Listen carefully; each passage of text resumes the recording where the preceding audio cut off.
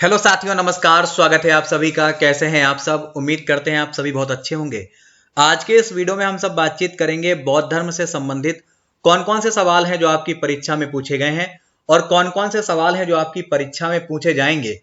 इन सारे विषय को हम आधार मानकर यहाँ पे बौद्ध धर्म करेंगे और इस पूरे टॉपिक में हम सब लोग 50 महत्वपूर्ण सवाल करेंगे, जिनको भाग 1 और भाग 2 में पूरा करेंगे, जिसका भाग 1 आपके सामने आज है। आइए सवाल नंबर 1 से आगाज करते हैं। बौद्ध धर्म के प्रवर्तक कौन माने जाते हैं?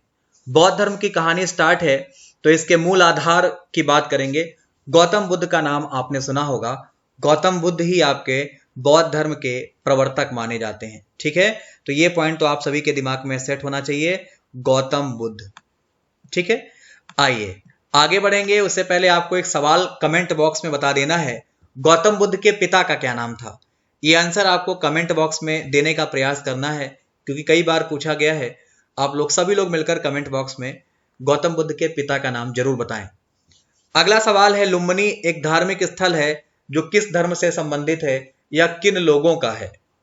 तो बड़ा इंपॉर्टेंट है। लुम्बिनी बड़ा इंपॉर्टेंट इसलिए है क्योंकि यहाँ पे गौतम बुद्ध का जन्म हुआ था। ठीक है भाई, तो ये बौद्धों के लिए फेमस है, यानी कि बौद्ध धर्म के लिए एक फेमस धार्मिक स्थल माना जाता है लुम्बिनी, जो कि नेपाल में पड़ता है। ये आप सब जानते होंगे। चलिए, यहाँ पे अगला सवाल आपका वही आ गया है, बौद्ध धर्म के प्रवर्तक गौतम बुद्ध का जन्म कहाँ हुआ था? सेम सवाल यहाँ पे आ गया है, तो इसका उत्तर भी होगा लुम्बिनी। इसको आप ध्यान में रखिएगा, गौतम बुद्ध का जन्म लुम्बिनी में हुआ था। एक सवाल आपको कमेंट बॉक्स में और बताना है कि आपका जो ये नेपाल है, नेपाल की राजधानी क्या है? आप कमेंट बॉक्स में इसका उत्तर सभी लोग दीजिएगा। प्रयास किया करिए कि कमेंट बॉक्स नीचे होता है जहां पर आप सभी को आंसर देना है। ठीक है, चलिए अगला सवाल अगर हम देखेंगे भाई, तो आपको बताना है गौतम बुद्ध का जन्म कब हुआ था? गौतम बुद्ध का जन्म कब माना जाता है? तो ये आपके लिए इंपॉर्टेंट है। 563 में माना जाता है। कब?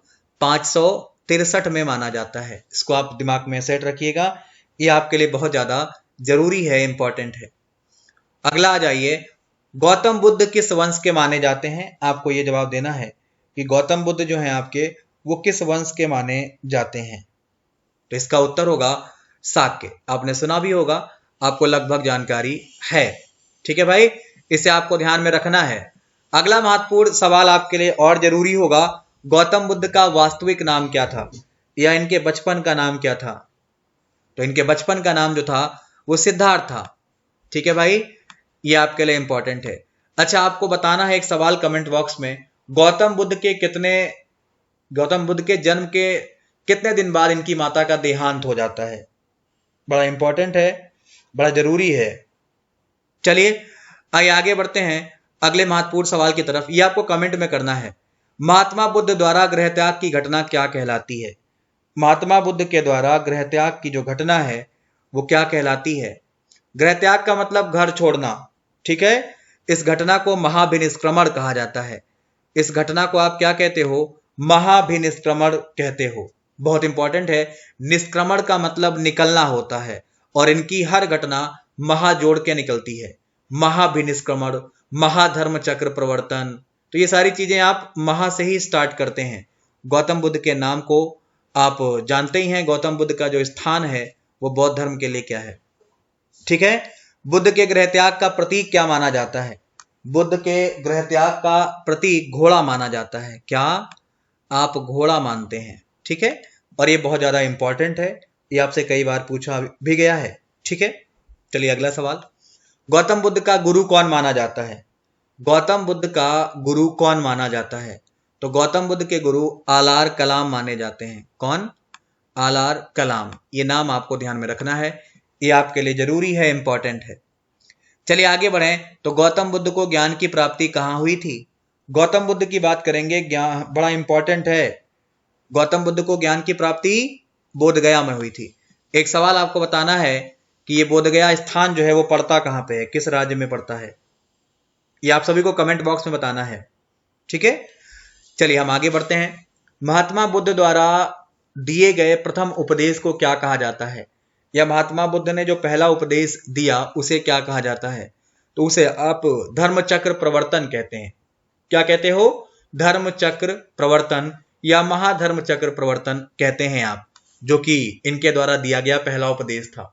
एक सवाल आपको बताना है, इनके द्वारा दिया गया जो पहला उपदेश था वो कहां दिया गया था, ये आपको बताना है, ये आपके लिए इंपॉर्टेंट है भाई।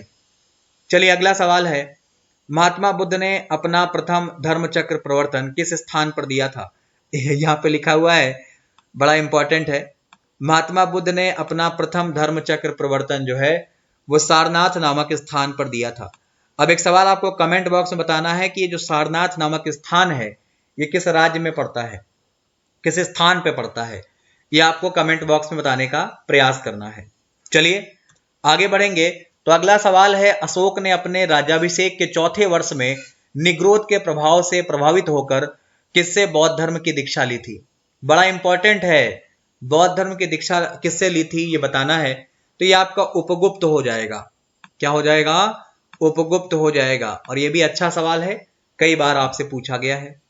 अगले सवाल की बात करेंगे तो कलिंग विजय के उपरांत अशोक महान ने किस धर्म को स्वीकार कर लिया?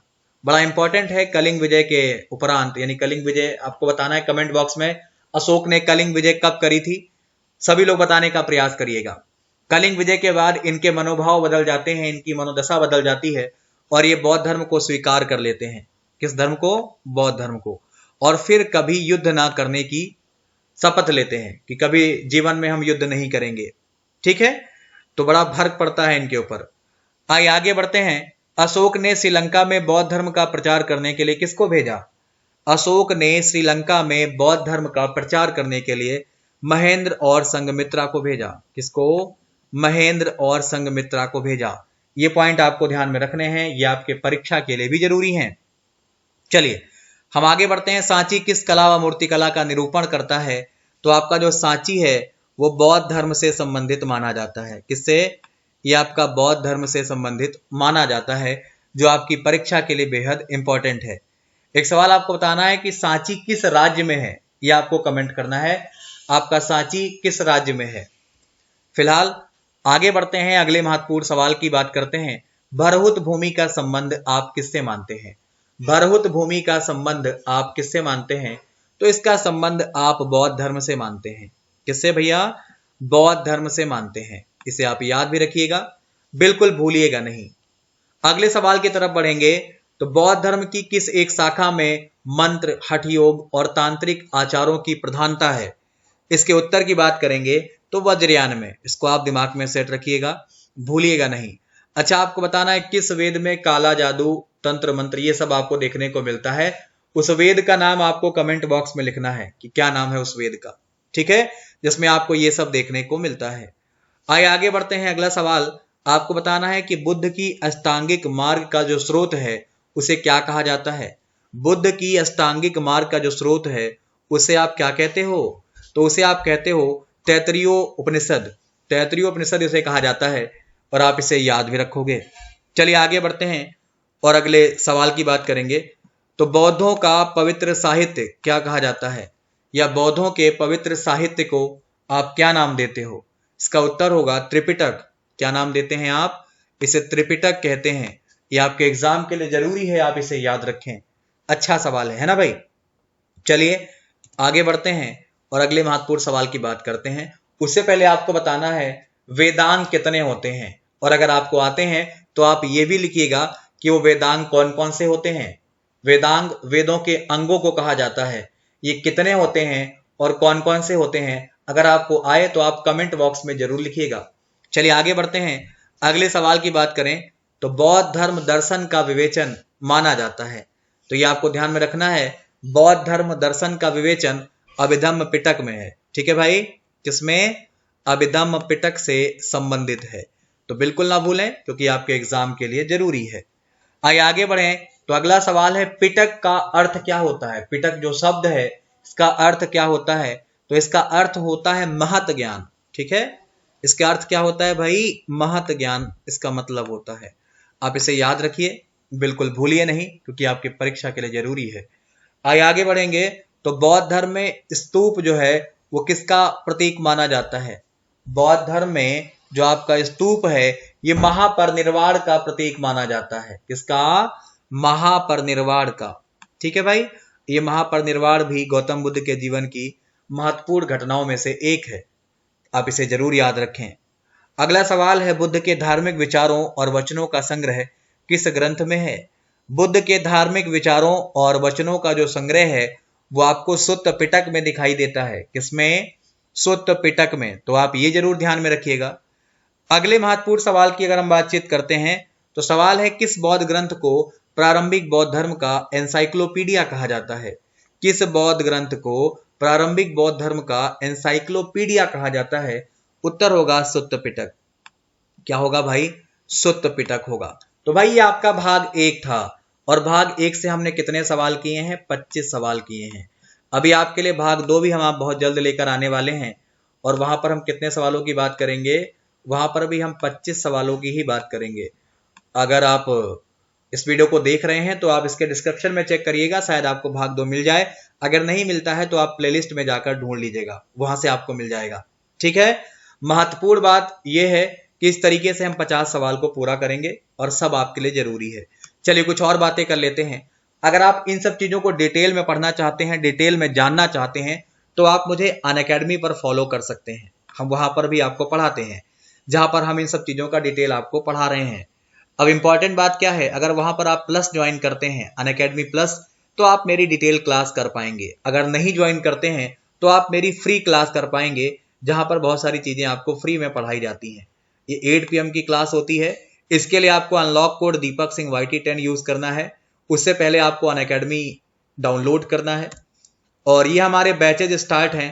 अगर इनका टाइम ओवर हो गया है तो आप इनकी रिकॉर्डिंग भी देख सकते हैं। अगर आप इन्हें समय से ज्वाइन नहीं कर पा रहे हैं या बाद में वीडियो देख रहे हैं तो आप इनकी रिकॉर्डिंग भी देख सकते हैं, वहां पर आपको अवेलेबल होगी।